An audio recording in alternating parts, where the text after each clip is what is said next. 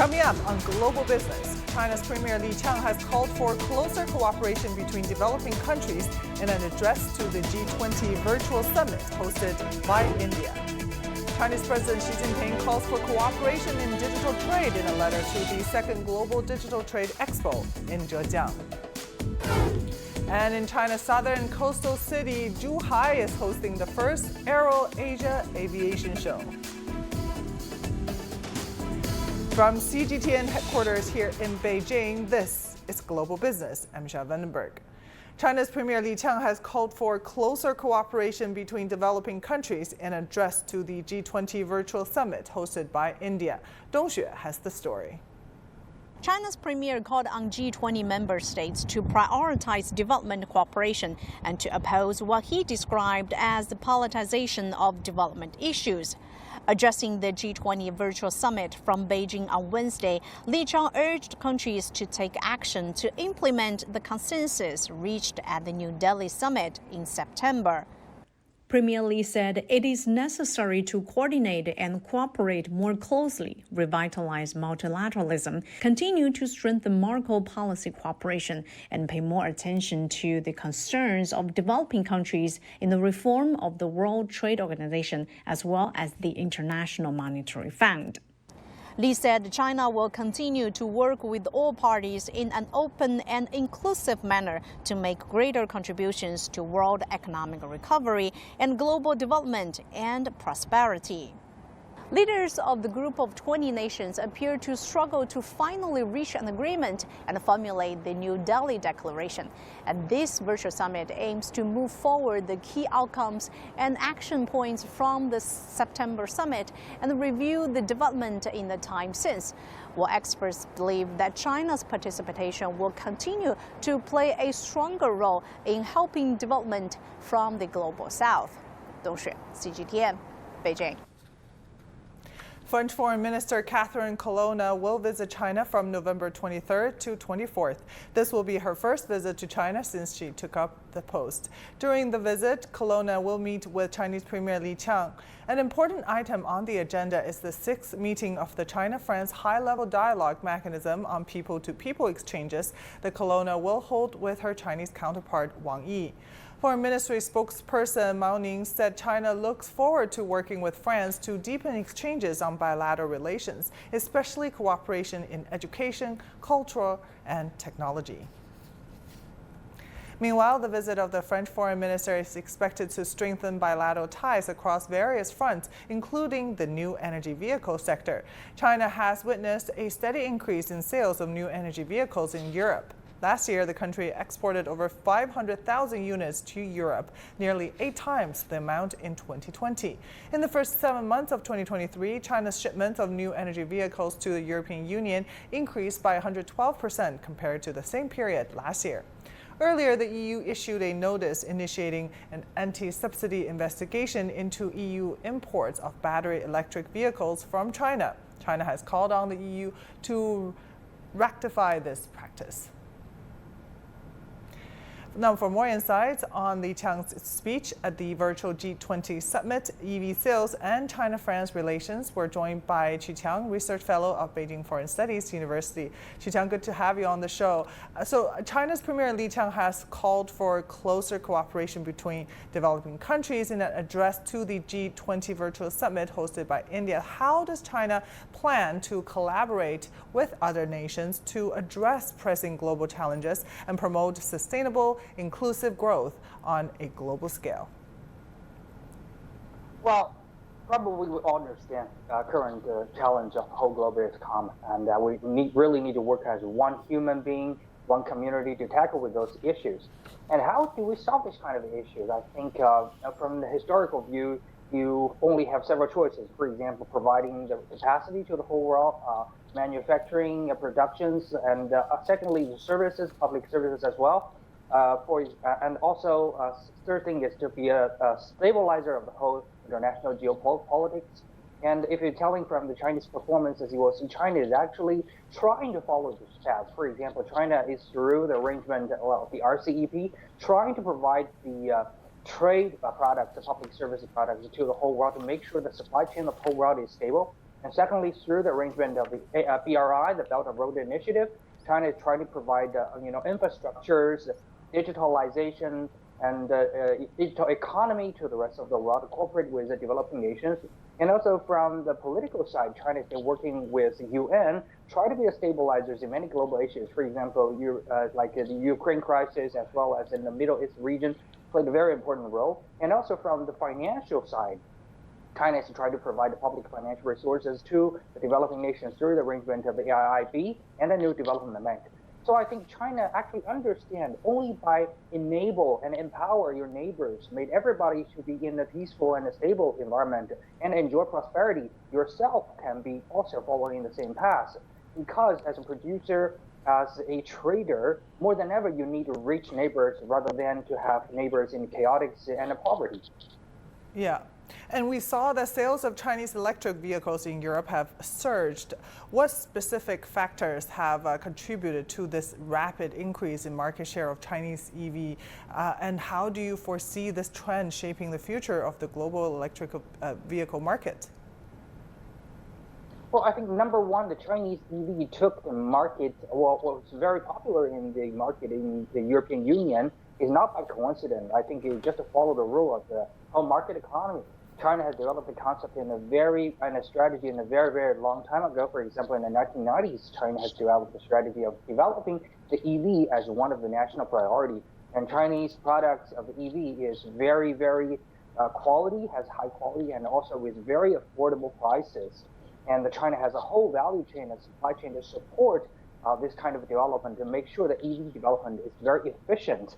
And so that's the reason why, and it's very well designed. So that's the reason why I think it's been welcomed by the customers all over the world, as well as the green transportation has more and more become a popular concept, being welcomed by the world, especially by the developing nations, for example, in the European Union. And in the future, I think with this popularity of the Chinese EV, not only in the EU, but also in the rest of the world, I think it will reshape the major scenario of the automobile competition. It's eventually going to be a great thing. First of all, it's going to make sure that green transportation become a trend, and also to improve their efficiency in the energy use, as well as to make sure that the whole competition in the automobile industry, to be leading into the healthy way. Well, a lot of people say it probably is going to hurt the traditional car makers in Europe, but I don't think so. Because when Japanese, effective little sedan vehicles has been rising, European Union and the German cars, French cars are not vanished, but they get better, they improved, as well as American cars. And even South Korea automobile industry will also rise. So through the competition, actually everybody can win and benefit from it. So that is the charm of the competition and the market economy. Yeah, definitely. Thank you so much for your insights, Qu Qiang, Research Fellow of Beijing Foreign Studies University. The spokesperson for the Chinese Ministry of Commerce has praised Uruguayan President Luis Lacalle Pou to visit the country this week. The two nations have announced a comprehensive strategic partnership. The Ministry of Commerce spokesperson said on Thursday that China and Uruguay share a deep friendship and that bilateral trade has flourished in their 35 years of diplomatic relations. Chinese investment in Uruguay continues to increase and the scope of cooperation is expanding. China's Ministry of Commerce has pledged cooperation with relevant parties in Uruguay to advance ties. 访问期间，双方同意 During the visit, both countries agreed to establish a trade facilitation working group under the mechanism of the China-Uruguay Joint Economic and Trade Commission to further enhance the level of bilateral trade facilitation. Both countries also agreed to strengthen investment cooperation in the digital economy and green development sectors, creating new impetus for high-quality development in bilateral investment cooperation. China has become Uruguay's largest export market. Uruguay's finance minister said earlier that the mutual trust between the two countries has allowed the two sides to continue to advance their relationship. Take a listen. A lo largo de estos 35 años se han The various aspects of the connection between China and Uruguay are deepening. The mutual trust between the two peoples allows us to continue advancing this relationship, delving into various aspects of bilateral relations. Among them, economic and trade relations are the most profound and dynamic. From a limited number of exported products to diverse range today, the total value of goods exported from Uruguay to China has increased from $100 million to approximately $4.5 billion, accounting for about 1/3 of Uruguay's total export value. China has become Uruguay's largest export market. You're watching Global Business, still to come. Chinese President Xi Jinping calls for cooperation in digital trade in a letter to the second Global Digital Trade Expo in Zhejiang.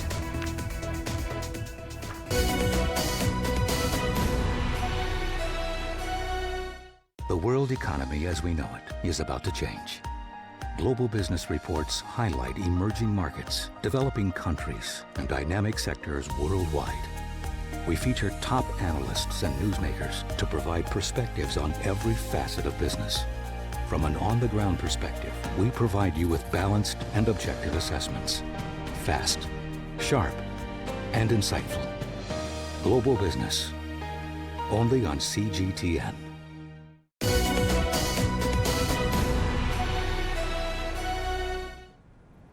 Chinese President Xi Jinping has sent a congratulatory letter to the second Global Digital Trade Expo, which kicks off in Hangzhou today. In it, he called for all parties to work together to build digital trade into a new engine for common development and inject new momentum into world economic growth.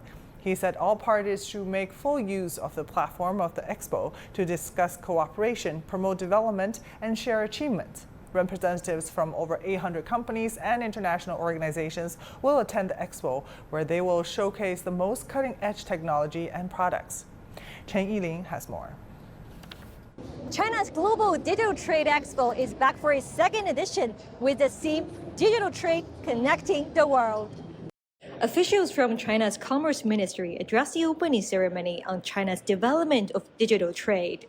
In 2022, China's import and export value of digitally deliverable services reached $372.7 billion, hitting a record high. Cross-border e-commerce import and export for the first time exceed 2,000 billion yuan.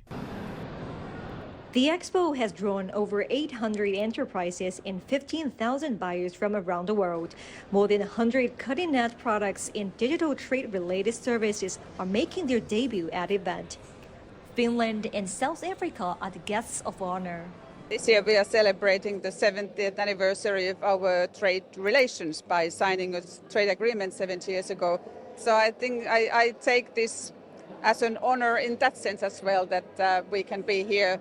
We are very much interested in expanding our cooperation and in digitalization, also when it comes to green transition, circular economy, and issues related to health.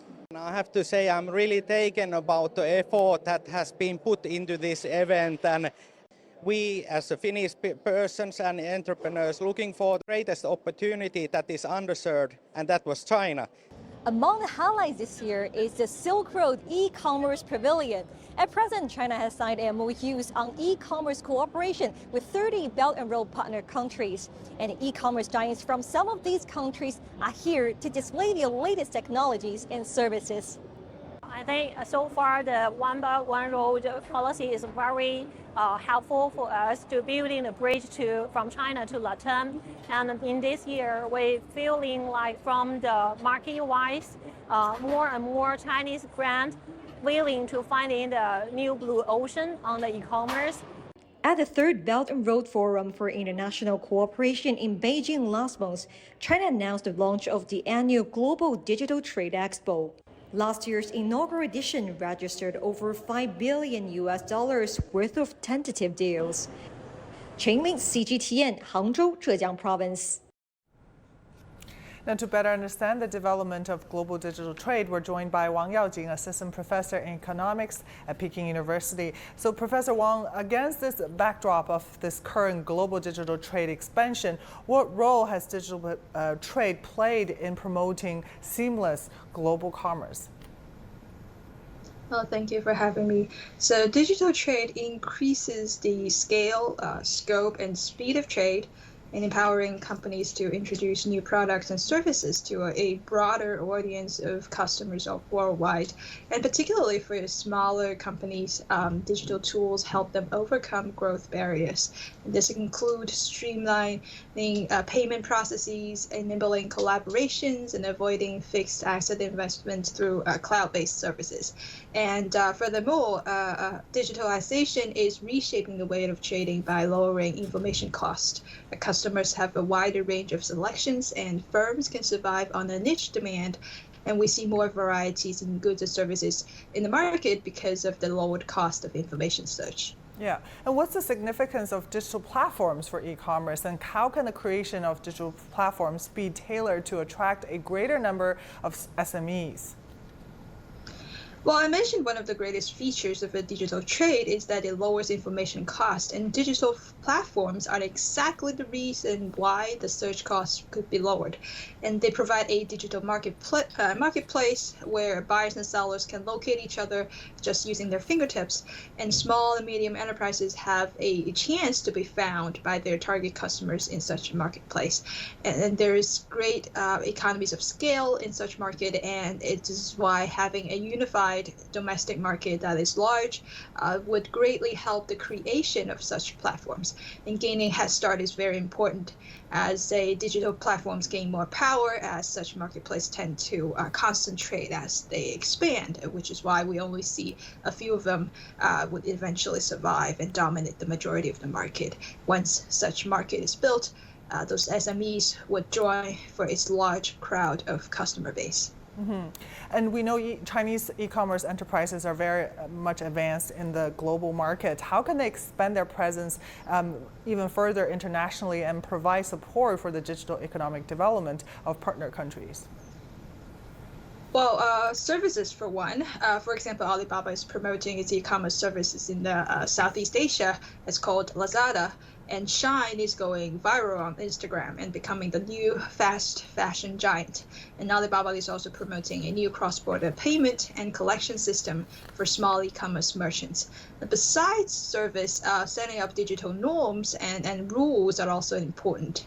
The fact that China will work with other countries to set these norms and rules for the future would be beneficial to all countries in the global community. All right, thank you so much for your insights. Wang Yaojing, Assistant Professor in Economics at Beijing University for us. AeroAsia 2023 is underway in the southern Chinese city of Zhuhai. It's hoped the inaugural event will one day become the leading business and general aviation show in Asia. Cao Shufeng spoke to international exhibitors about China's general aviation market.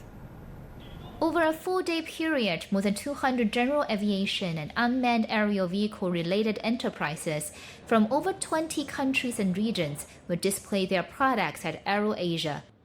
Many of the international exhibitors are showcasing aircraft they see as being suitable for the Chinese and Asian general aviation markets. Let me introduce for the indigenous our product is N219. So I think it's very suitable for rural areas. So given the similarity at least between China and Indonesia, also at least there is also remote and rural area. So this aircraft will be suitable. Let me introduce to you our H175. It's extremely effective for offshore, so for transporting passengers into offshore environments. And what makes it so special in China is that it's actually the result of our Airbus and AVIC, so our Chinese partner cooperation. China's general aviation market is still relatively small when considering the country size, but it's growing, and the U.S. International Trade Administration predicts China's general aviation flying hours could increase by 6 times from 2020 to 2035. The international exhibitors we talked to are all quite optimistic about the Chinese market. When we compare the Chinese helicopter market with that of Europe, then we see that the potential for growth is around 500%. And it's all linked to developing the market, developing the skills, the technologies, the technicians, training, all of those things. China is one of the countries experiencing robust and rapid economic growth, not only in Asia but globally. The Chinese market is undoubtedly a priority target for us, supported by the strong and amicable relationship that exists between Indonesia and China as a nation.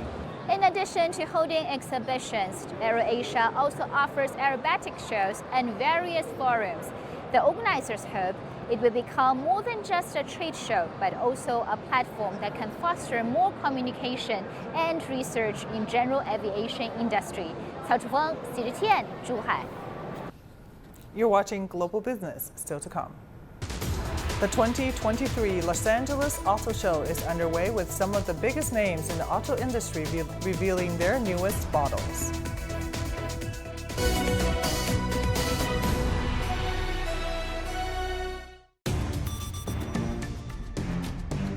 "360-degree profiles of industry movers and shakers, tech mavericks, and policymakers. We drill down on their success. We ask how they set strategy and how they navigate in an increasingly competitive market.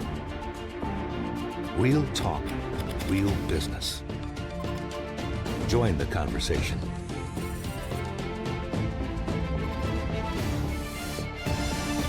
Biz Talk, only on CGTN.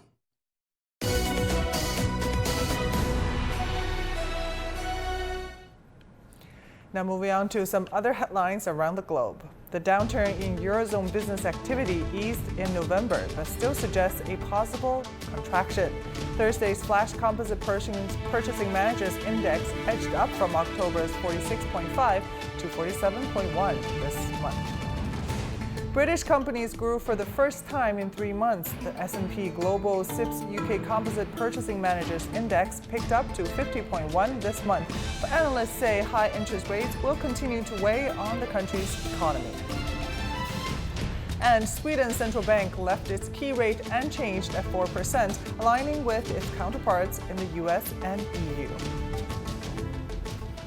One of the biggest car events in the U.S., the 2023 Los Angeles Auto Show, is underway. Some of the biggest names in the auto industry are revealing their newest models and concept cars.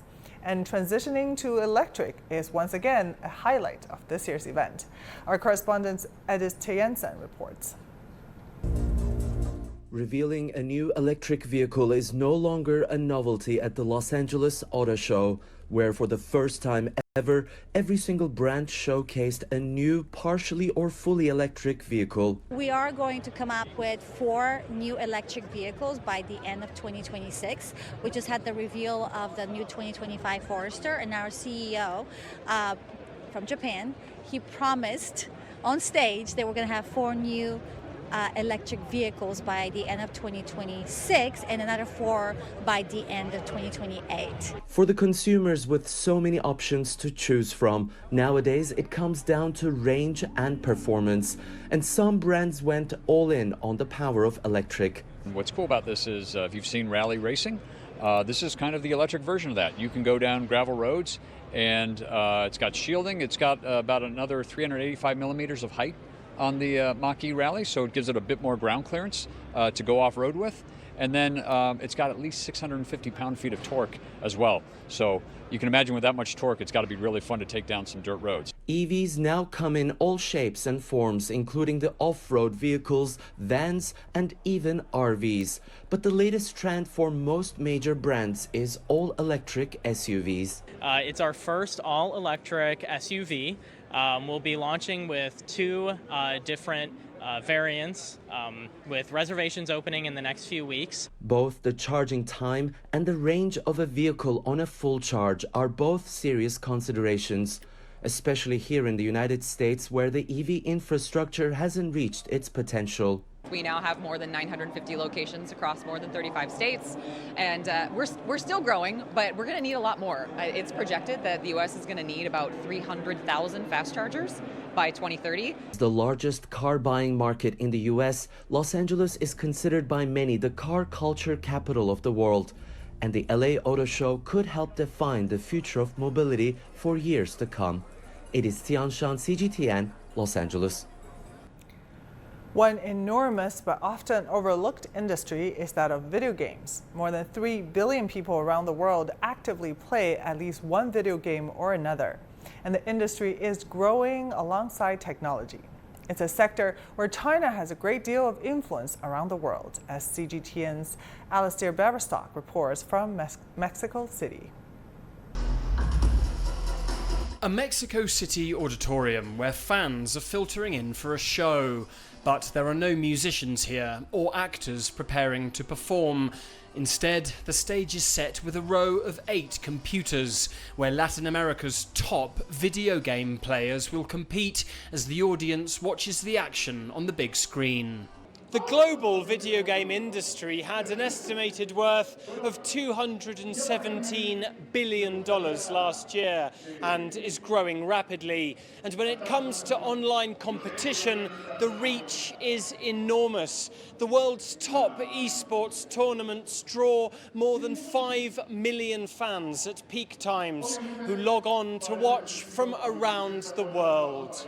The grand finale of the Halo competition, a space-age shoot-'em-up game, is being held at Latin America's largest esports event, EGS, the Entertainment Gaming Show, now in its 21st year. Event founder Mario Valle says esports' rise has been heavily influenced by China, a leading country when it comes to gaming culture. China's influence when it comes to video game influencers and content creators is enormous in global gaming culture. As one of the first countries to have broadband high-speed internet, it led the world in online streaming, as well as the gigantic influence and reach of platforms like TikTok. That culture hasn't only influenced those who play online, but those who create these games as well. Rodrigo Fernandez is the programmer of Greek, a game created entirely by Mexicans, but whose primary audience is in China, where he says it has had more than 5 million downloads across multiple platforms. Our game has had a very good reception in China. We have 11 different gameplay languages, but Mandarin Chinese was one of the most important, given not only the size of the market, but also the gamer audience our product appeals to. In a booming global industry, with estimates showing more than 1/3 of the world's total population, more than 3 billion people, actively play some kind of video game, Mario says China has a huge role to play. China has been a leading example of the democratization of video games. A person's social or economic status is not important when it comes to playing online, and the tools to create one's own content are available to everyone. That has developed China's video game sector tremendously and is an example for Latin America to follow. Alistair Baverstock, CGTN, Mexico City. And that will do it for this edition of Global Business. I'm Jia Vandenberg in Beijing. Thank you for watching. Bye for now.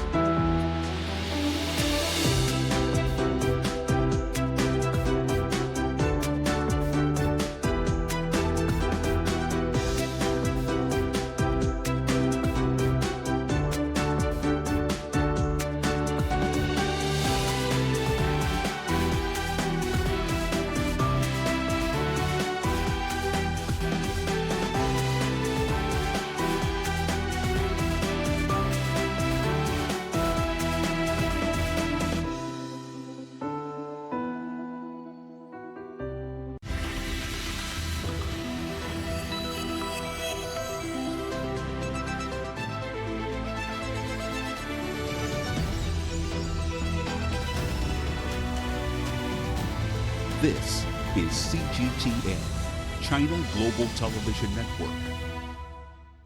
China and the United States